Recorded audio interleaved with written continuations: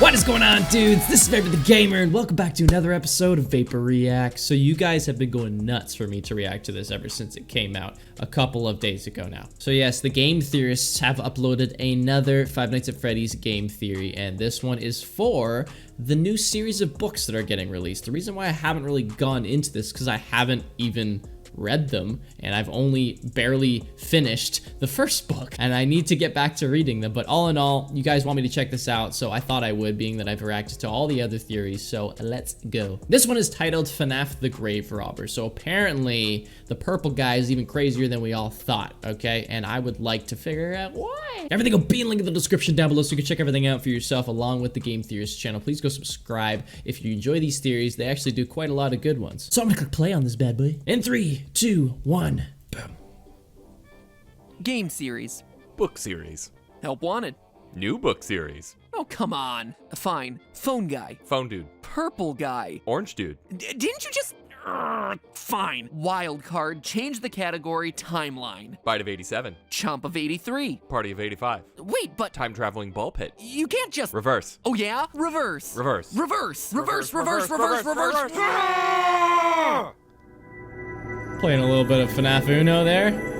You know, it's always been a never-ending battle with those two. Hello, Internet. Welcome to Game Theory. Another day, another installment in the FNAF multimedia conglomerate. So, at this point, some people in the FNAF community really hate my guts. Fredhead. Like, I ring love me that. through a meat grinder and feed me to a rabid dog animatronic levels of hate. Like, Nice. for instance, this comment, and I'll read it Angry exactly as comment, written to man. stay true to his authorial intent. Quote, as a hard-care FNAF fan, Hard-care. his embracement to FNAF tourists, he insists on using the box to proof his stupid theories, and they don't even make sense. He sooks and thinks he's smart, but he's not. I wish he would stoop. He then goes on to rant for a paragraph about how unrealistic time travel is in a franchise about robot rabbits haunted by ghost metal, but I think you get the point. And though I It's use a this one frickin- really it's not over-the-top true. extreme comment as an example, seeing stuff like this is a bummer, because I don't know if you can tell, but I really do like this franchise. I love it. I see my role in it as a person just connecting ideas or presenting new threads to consider in a franchise that at this point is massive and really confusing. It But is. his comment does bring up something that I should probably address at the top of this episode since it'll be relevant for today. My use of the, how did he put it? The box to proof my theories. Here's the thing, friends. I think this is something that both sides could use as a reminder. Make sure Both you my stay in FNAF school, theory kids. followers I and guess my you can't FNAF right now, theory but you know haters. what I There mean. is a difference between canonicity and continuity, and I think a lot of the times in these sorts of discussions, they get confused with each other. Something being listed as canon just means that it's official. It is blessed by the person who is overseeing the rules of the universe. It is self-consistent within the boundaries of that fictional world. On the other hand, a continuity, at least as I'm referring to it here, is a timeline of events, a continuous story thread where one event leads to the next that leads to the next. Take Star Wars as an example. Oh, Rey gosh. having magic healing powers in Rise of Skywalker, or Leia flying around like Mary Poppins in The Last Jedi, because they're appearing in official works of the franchise, those powers thereby get the green light as being canonical powers of the Force in the overall Star Wars universe. The Fair enough. problems people have with them, though, is that they don't fit in cleanly with the continuity that was previously established. True, If say. Force healing is in fact a thing, then why hasn't it been used to save literally anyone before this point in the series? Tell you Dude, what, Mace it would have been Windu, I really miss that handy for guy. old Qui-Gon Oh, Jinn over there in same with episode Qui-Gon. 1, but the fact remains, healing is now a canonical Force power, which means that the canonicity of certain powers is presenting challenges to the established continuity of events that came before. Now, this is where FNAF comes in. You see, you can have multiple continuities all existing under the same canon, and it appears as though this is how the FNAF franchise is working. The original novels and the original games exist still on in the an Silver alternate Eyes. universe from one another. They are separate continuities, and yet they are all deemed canon. This was all expressly stated by Scott years ago. Quote, so yes, the book is canon, just as the games are. That doesn't mean that they are intended to fit together like two puzzle pieces. The book is a reimagining of the Five Nights at Freddy's story, and if you go into it with that mindset, I think you'll really enjoy it. End Yes. quote. Now, what I've been trying to do with my theories, and what I think some people on both sides misunderstand, is that I'm not trying to use the books to solve a continuity. I'm trying to use the books to establish a canon that will then allow us to solve a continuity. The books present us with themes, concepts, characters, and motivations in one continuity that can then inform our understanding of a separate continuity. continuity, or at the very least give us questions that we can ask of that continuity. Charlie, being a robot in the books, tells us that in the canon of the Five Nights world, passable humanoid robots can actually be a thing. So are there any characters in the games who this may or may not apply to? I don't know, but it's a question that we owe it to ourselves to ask because it's been established to be canon within this franchise. Do we know what these little pins are on Baby's design here in the game? No idea. In fact, most people probably didn't even remember that they existed in the first place. But in the books, they play an important role. These are the things that allow Baby to transform into a human disguise. Now, is that necessarily what they're doing in the game? No, definitely not. Is the best and likely only clue for what they really are coming from a separate continuity? Yeah, in this case, yes it is. This isn't us trying to shove puzzle pieces together like Scott warned us against. It's about seeing that in one puzzle, there's a piece that fits in a certain location, and in a separate puzzle, you have a similar piece that might end up acting in a similar way. And here's the thing, you don't have to take my word on any of this anymore. Scott recently made a new post about all of this to clarify the situation. In response to the question of whether the lore of FNAF is solvable, he said this: "All I can do is say that some questions will be answered, even if it may not always be the answer you wanted. Be patient." Let me at least say this: future games will look forward, but look to the novels to fill in some of the blanks to the past. So there you have it, from the creator himself. Does including the books in our discussions make things messy and complicated? Yes. Sure. But remember what franchise we're talking about here, friends. Messy and complicated is like the formal first name that Five Nights at Freddy's never uses. Call it McFNAF. Messy, complicated Five Nights at Freddy's. The long and short of it is that when it comes to this franchise, we as theorists have always had to be discerning over what clues are helpful and which ones are just red herrings. This is no different now. Back when we only had the games, we did it with the number of Foxy toes and Freddy buttons. Did a missing button mean it was a new animatronic? Sometimes yes, sometimes no. Now we just have to do it with time-traveling ball pits and sound illusion discs. And here's the last thing I'm going to say on the issue, and hopefully it's the last time that I have to talk about it. At this point, where there's soon to be more books than there are games in this franchise, on books, man. Take a minute to wrap your head around that one. To dismiss the books entirely at this point is just short-sighted. And I'm not just saying that because we're referenced in the new book Fetch. Yeah, seriously, we're in it. From page, well, I read it on digital, so it's like page 250 out of 3,127. Quote, "Greg did tune back in, though, when Kimberly Bergstrom raised her hand. Well, he sort of tuned back in. He heard her question, 'Is this just a theory?'" She probably didn't actually say it that way. That was just my creative interpretation of that line. "Look, Ma, I'm an inside joke hidden inside the second installment of a multi-volume scholastic book series. I've made it." Anyway, meta discussion over. Let's talk about this new book and what it means for the franchise, shall we? Fazbear Frights #2 Fetch was recently released, and it is, well, if I'm being honest, it feels much less connected to the series than the first one. Don't get me wrong, the stories are still really good, if not even darker than the original three. I mean, one has a young girl outright being mauled to death and wrapped in a sheet while she lays there dying, so pretty intense stuff. But the connections to the main lore are definitely a bit shakier this time around. I mean, the first book, Into the Pit, featured cameo performances by Golden Bonnie, Baby, Funtime Freddy, the Missing Children's Choir, and more. This one, meanwhile, introduces us to a lot of new things. A smartphone-powered animatronic dog named Fetch, tiny free-roaming versions of Freddy Fazbear called Lonely Freddy's. We do get some quality time with Plushtrap, but, you know, it's Plushtrap. It's like the D-stringer in the FNAF canon alongside the Bitty Babs and the Endoskeleton 2.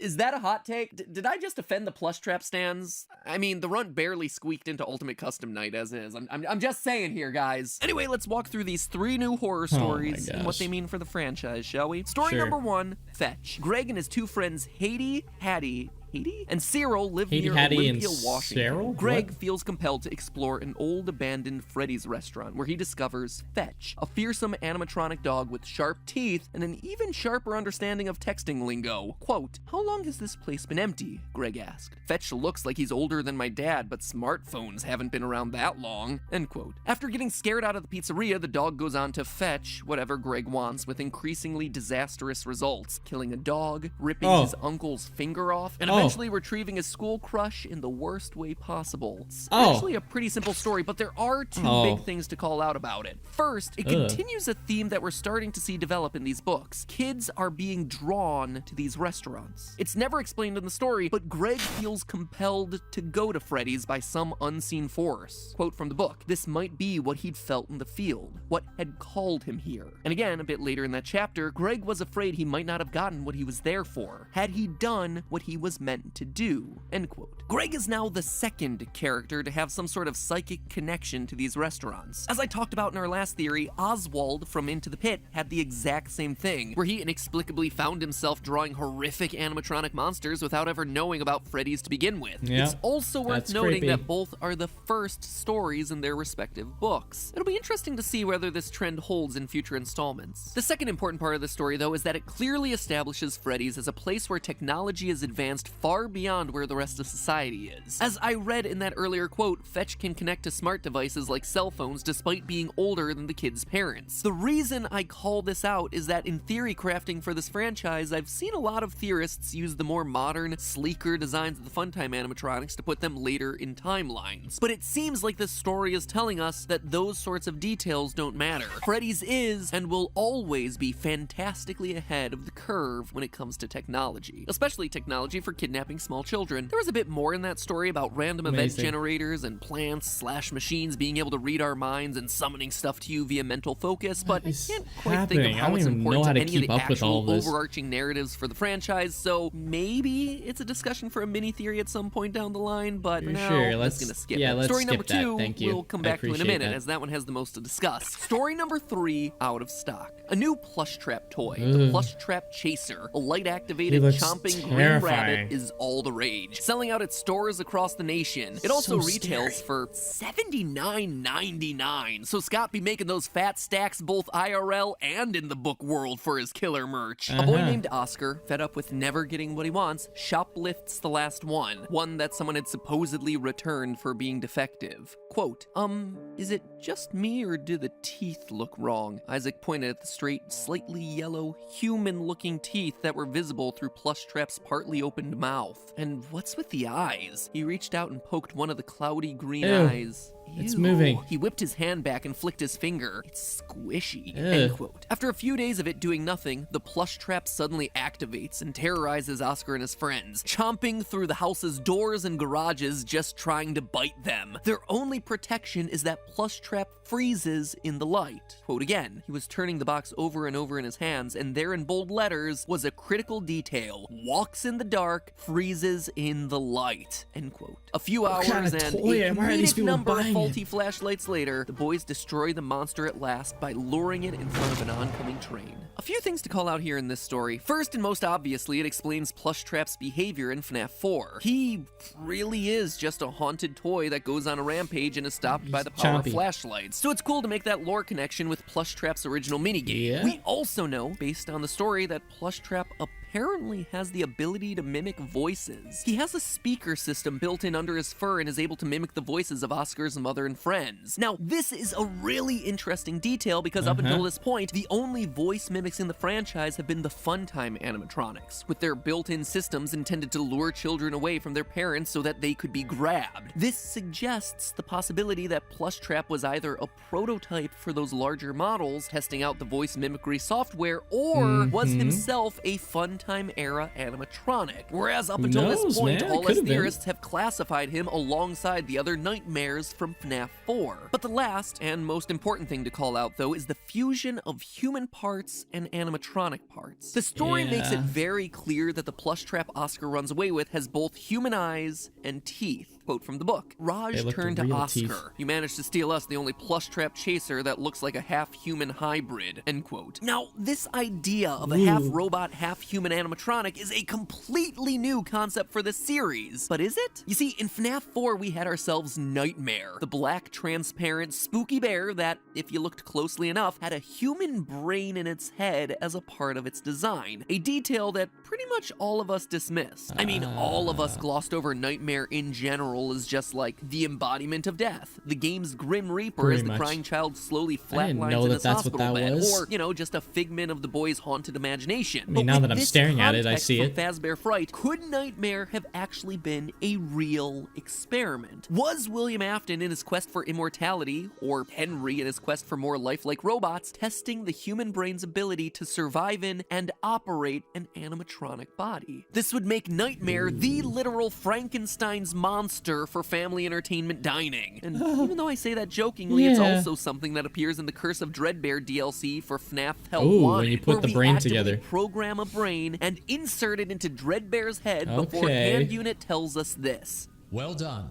It's time to introduce the creature to the kids for focus testing and troubleshooting. We know, based on the original trilogy of Why books, didn't I that not Afton think was of that? obsessed I with just thought it was just a recreating game. living metal, just like those original haunted animatronics. I see Nightmare, Dreadbear, and this Plushtrap all as potential experiments looking to do exactly that. Lastly, we come to story number 2, Lonely Freddy. Yeah, what the my heck are personal these favorite things? of the bunch. In this It's one, like we have rebellious teen Alec looking to expose his goody two-shoes sister Hazel for the fraud that she really is. Alec, in this story, is actually a really tragic character. He's a teen who acts out because he's ignored by his parents, and the main reason he's trying to bring down his sister is because she is always the one who gets the attention. The two of them inexplicably team up to torment their parents in the lead up to Hazel's birthday party at Fazbear's, with Alec planning on double-crossing her the day of the party. When the day arrives, Alec's plan backfires. It's revealed that Hazel is truly just that pure and good of a person. It's been Alec who's been the jerk, pushing everyone around him away, thinking himself as the victim when he was actually making himself into the victim. With the parents just trying to cater to his needs and Hazel just wanting a brother who liked her, Alec runs off, ashamed of his actions, and hides in the storage closet. Just as he starts to make a promise to change for the better, he meets with a short little Lonely Freddy, a free-roaming 2-foot doll made to entertain kids that are ignored or forgotten about at parties. But things are never quite what they seem in Freddy Fazbear's Pizza. The cute little bear hypnotizes Alec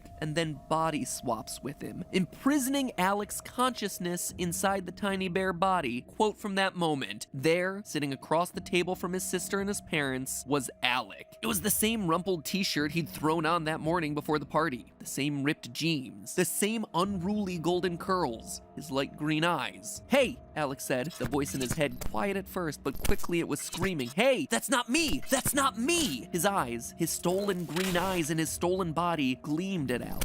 And then, fake Alec smiled. As Alec, trapped in the Lonely Freddy, was carried away by a store employee, he saw fake Alec wink at him from the table before returning his attention to a smiling, happy family. Oh Dark, my gosh. right? And Alec isn't alone. After he's puked down by one of the kids at the party, he's picked up and thrown into the dumpster, where he meets a couple new friends. One final quote. His fall was broken by dozens of plush bears that looked exactly like him. Dozens of discarded Lonely Freddies.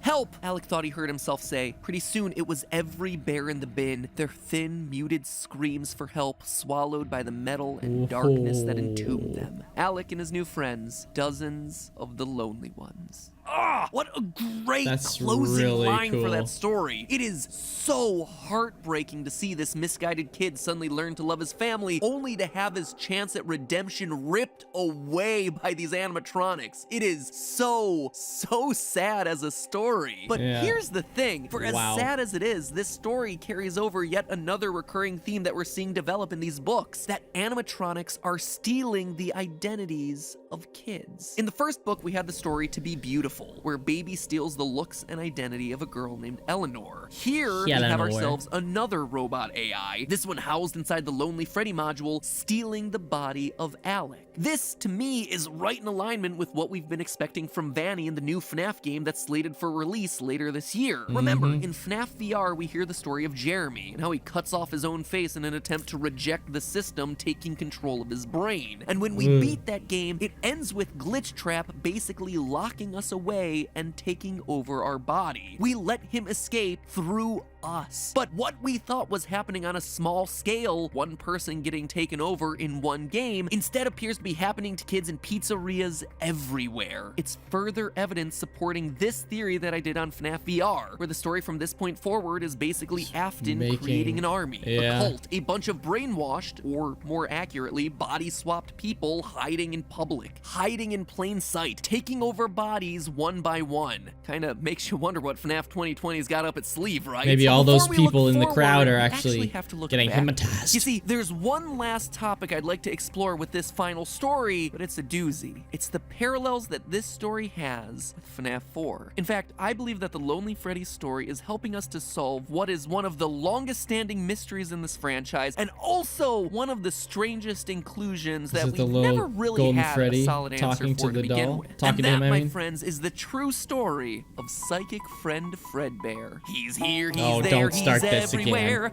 Who you gonna call? Psychic friend Fredbear. Yeah, But in yeah, order to that's tell you enough. why, I'm gonna need a bit more time. So until then, my friends, there's only one last thing to say. Do you want to save money on pizza? Yeah, That's right. All I this Freddy actually do. Fazbear talk has gotten me hungry for a nice old slice of pizza. Luckily, restaurants and food delivery are considered to be essential businesses Is right this now, an which ad? means that you can still get yourself a steam We and got an slice ad. delivered right to your door by a service like Papa John's without breaking quarantine rules. But even Yeah. better, you can save money on that slice thanks to our sponsor for today's episode, Honey, a free browser extension that automatically finds promo codes and applies them to your cart as you check out. So I just completely skipped that last little bit. I'm sorry. When it comes down to ads, I don't want to watch the whole thing. I mean more for the video, because I'm only here for the actual reaction, you know what I mean? But anyways, guys, that was something creepy, man. Just those little Lonely Freddies, that story alone literally scared the crap out of me. So this whole time, people have been getting their bodies swapped into these little Lonely Freddies. And then that Freddy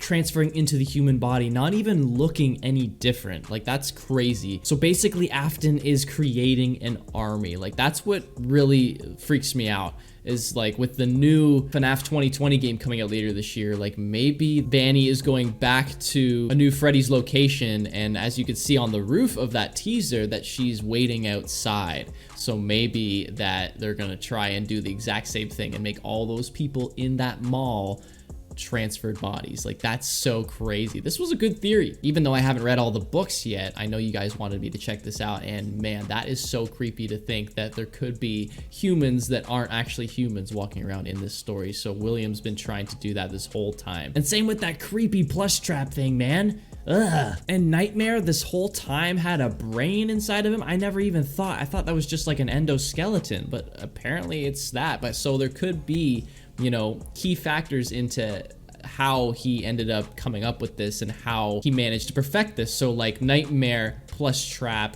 and Dreadbear all being test subjects basically for this whole, you know, scenario. So that's so sick. That was another Five Nights at Freddy's game theory done by the Game Theorists, titled FNAF the Grave Robber. So let me know what you guys think in the comment section below, and if you're excited for the new game coming out this year. And everything will be linked in the description down below so you can check everything out for yourself along with the Game Theorists channel. Please go subscribe, put the bell notifications on so you can get notified for when another theory comes out, even if it's not Five Nights at Freddy's related. So like it if you enjoyed, subscribe for more videos, and I'll see you in the next one.